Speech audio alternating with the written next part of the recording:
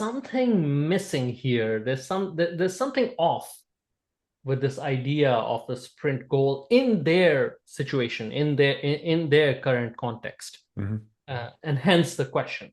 So I do really appreciate the fact that someone's thinking about this deeply enough to ask that question.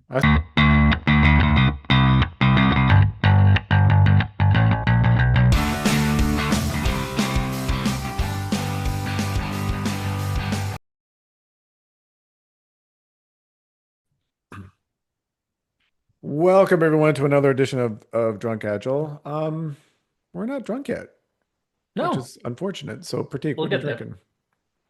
I have rum cask, Fedkern, 15 years, 53.5. This is the only little bit of scotch from Cadenhead that I have left. So Yeah, this yeah, is my last bottle of whiskey too. I'm still selling yeah. the Glengarry. So anyway, hope all of you out there have your favorite tipple to join along. Cheers, everyone. Cheers, Prateek. Good to have you with us. Cheers.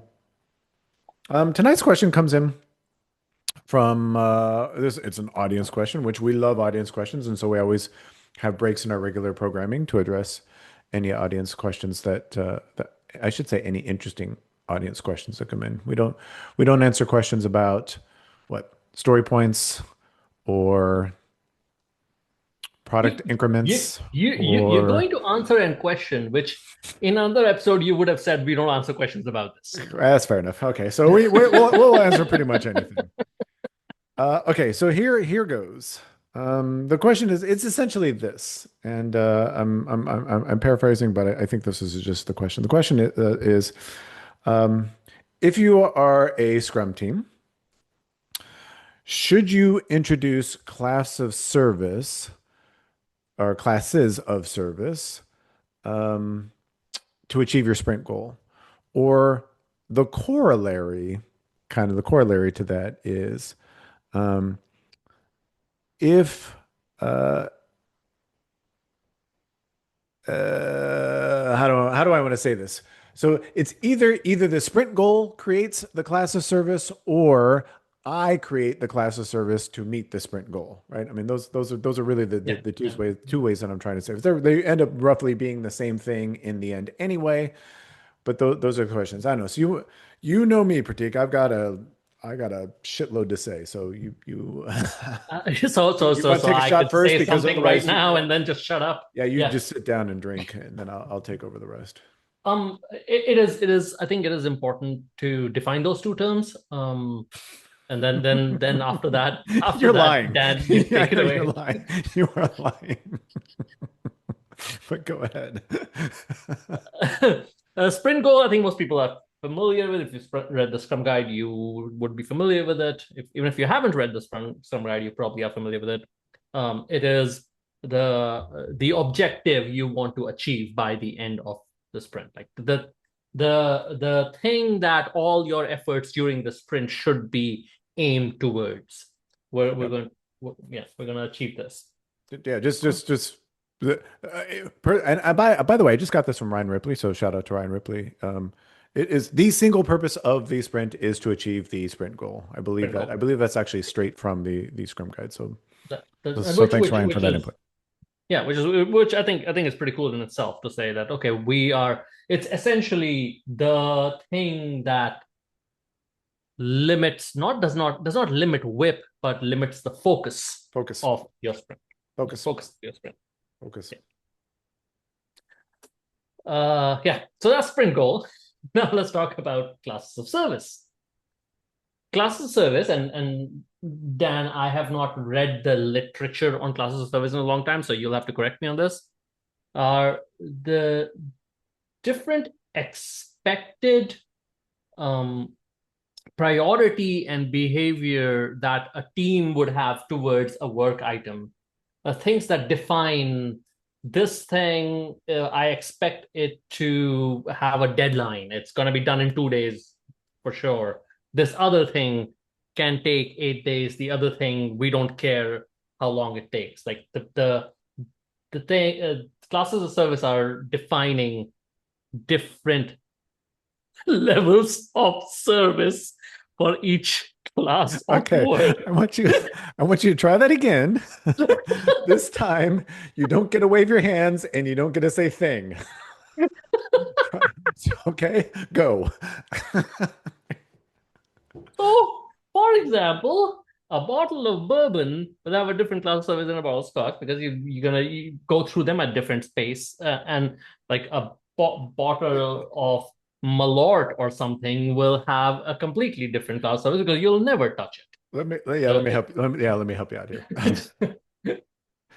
So, The simple definition of class of service is um, different rules around how different work items are treated once they are pulled into progress. yep. That's kind of just generically, do we treat Mhm. different items differently once they're pulled Once we've into started work progress? on them, yeah. Right.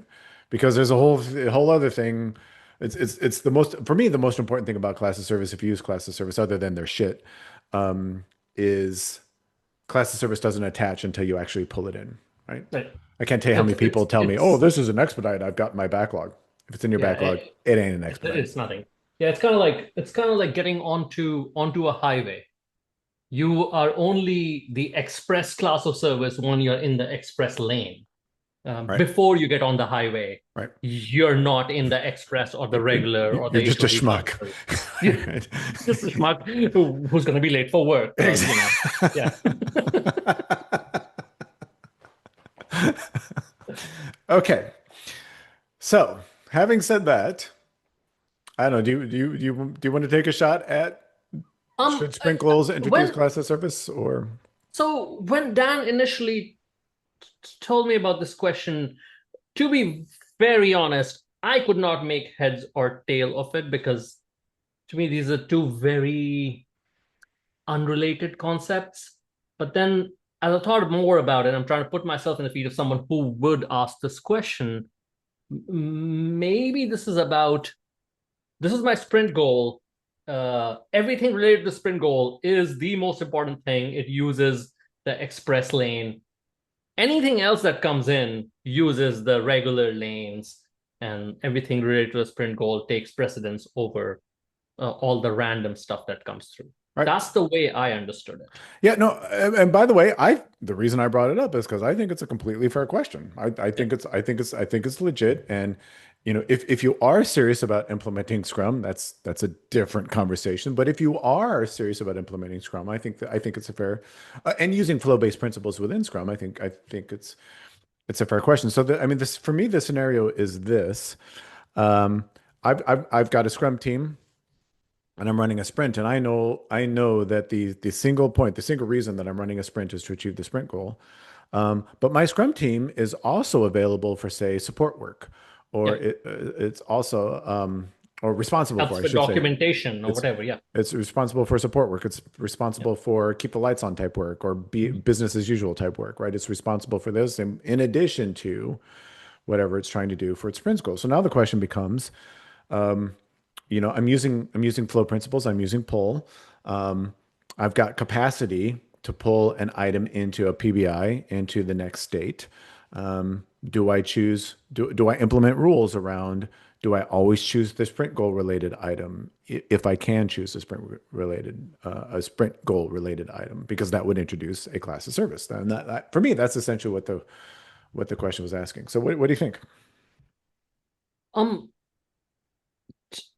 from a completely flow perspective, from a pure flow perspective, and I'm going to put Scrum aside for a little bit because it messes with my head when I think about Scrum. From pure flow perspective, I would not assign um, a fixed prioritization on the by the type of item. Because my belief is that at any point of time, depending on the severity of the keeps the light on work or the support work, the sprint related or sprint goal related thing would be more important, or the interrupt work would be more important. Um, having a steady or having a fixed policy around that, except in probably extreme cases, like production is down. That's a fixed policy. w- would undermine the team's ability to make smarter decisions when those nuances come up of, hey, is this thing really that bad? Is this support request really that important? Ideally, and for reference, please go back and watch any episode where we've talked about work item age. Ideally, would default to age to make that decision. You're finished now? I'm So done. I can give Yeah. everybody the real answer? Is that yes? Um, okay. So my general, and all of you out there in TV land know this. My general answer to any question that starts with should I introduce class of service when? My general answer is going to be no, no, no, no, no, no, no, no, no, no, no, no, no, no, no, no, no, no, no, no. In this case specifically, I think if if you believe in Scrum and if your goal is to be successful at Scrum, and Scrum says that the single purpose of the sprint is to achieve the sprint goal, why would you ever pull anything into your sprint that has nothing to do with the sprint goal? Why would you ever do that?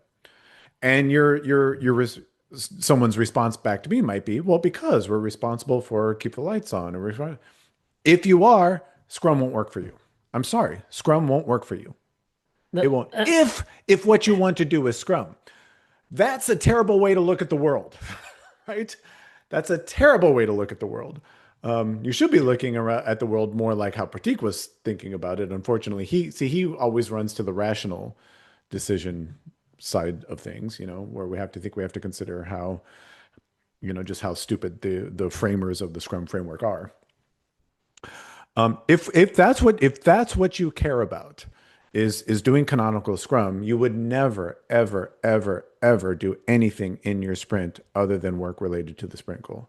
You just wouldn't. If that's what you care about. Now, if you care about these other things like keep the lights on or whatever, now we are going to require some other decision-making framework that is completely outside of a sprint goal because the second I introduce this other stuff, there's a decent chance I don't meet that sprint goal, right?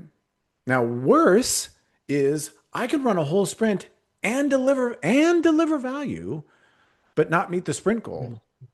Mhm. Scrum would say I failed. But did I? Right? And for me, that's the stupidity of of the Scrum framework. I don't know. What do you think about that? Well, this is primarily why I had put Scrum aside for a little bit, but Yeah, that's because it would. that's Yeah, yeah. I mean, if you go even further with this, technically, nobody should be paid to do Scrum, right. right? You're paid to deliver value to customers. And Scrum is a way to deliver value to customers. And in certain environments, Scrum is the right way to deliver value to customers. But if you have this push and pull between the different types of items that you deliver, um, you are being paid to deliver value to customers, not to do Scrum. So you might have to figure out what's a better way for me to look at. I have this mix of work, and how do I prioritize, pull the right kind of work to deliver value to customers? In either case, you're not being paid to do Scrum. You're being paid to deliver value to customers. So Yeah, and yeah, and just to be fair, no one is being paid to do Kanban either, right? I right, mean, right. exactly. I mean, right. Yeah. I mean, yeah. And so, but you are, like you said, you are probably being paid to deliver value. And I would probably argue you are being paid to deliver that value predictably. I might even go so far as to say that I could be debated on that one, but I would argue value is a function of predictability and potentially vice versa. but I'm too many whiskeys in to really I, think would- I about would that. I So would I would go vice versa. yeah. Um, so, but anyway, that's really what you're being paid for. And if that's what you're being paid for, then that's why we always talk about the importance of flow principles, regardless of any Yeah. framework, right? If And this if if a sprint goal clouds that thinking or muddies those waters, I don't understand why anyone would ever employ that as a tool or a tactic. Yeah, and then this kind of to bring it full circle, I think the person who was asking this question is absolutely thinking about this the right way. Hmm. To Hmm. go, there's something missing here. There's something off with this idea of the sprint goal in their situation, in their current context, Hmm. and hence the question. So I do really appreciate the fact that someone's thinking about this deeply enough to ask that question. As I say, I thought it was a totally legit question, which is why I wanted to spend some time on Drunk Agile, talking about it because yeah, if that's what I'm saying, if we have to pervert our thinking to accommodate a framework, maybe that framework isn't serving us the way that we think it Right. it is or should. So, for me, my I'm a steadfast no. If we think we have to start treating sprint goal items different than other non-sprint goal items, there's a whole bunch of baggage that comes into that. That means there's a pretty decent chance that you know sooner or later we are not going to meet that tension is going to force us to not meet our sprint goal, which means we have failed at Scrum, even though we may have delivered value in that sprint. That's silly. I don't know. I just think that's silly. But Yeah, and Prateek, then as always, I'll give you the last word on this. yeah, the I'm just gonna go back to the initial point you made, which is clause of service applies after you've pulled something in. So unless your decision making right up front, as Dan was just saying, is we're not gonna pull anything in that's not related to the sprint goal. If that's what your decision is, great. Then you don't even need to worry about clause of service. Everything is sprint related. If uh, that at that point you are pulling in things that are not sprint goal related, then maybe the sprint goal, the Scrum framework is not the right thing for you. In fact, I would say it's a very, very good chance it's not the right thing for you. All of you listeners, all of you watchers out there, what do you think? Are we right? I mean, of course we are, but we love to hear how right we are. So leave us a comment. If you disagree, Or we love to hear how wrong you think we are so we can correct you on yeah, that. so we could. I was just going to get there. Or you could try your luck at telling us that you're wrong, but then you would be wrong. So either way, leave us a comment. We'd love to hear from you. Um, for Pratik Singh, I saw a tail around their She ran off. Okay, She ran off. Yeah. that's fair. Right. She heard the word Scrum and Sprint Goal, and she's Yeah, like, she was like, I'm out of here. Um, so this is not going to be good. for Pratik Singh, my name is Daniel Vicante. I want to say thank you so much for watching, and we will see you in the next episode. Good night, everyone. If you like this content, all of you know how YouTube works. Please like and subscribe to this channel. We'd love to get your feedback and love to put more quality content out for you. Pratik, what else can they do? Use the links in the description to reach out to us. You can find us on LinkedIn. See if there's a way we can work together. That'd be awesome. Yeah, we'd love to see you. Thanks everybody for watching, and we hope to see you again very, very soon.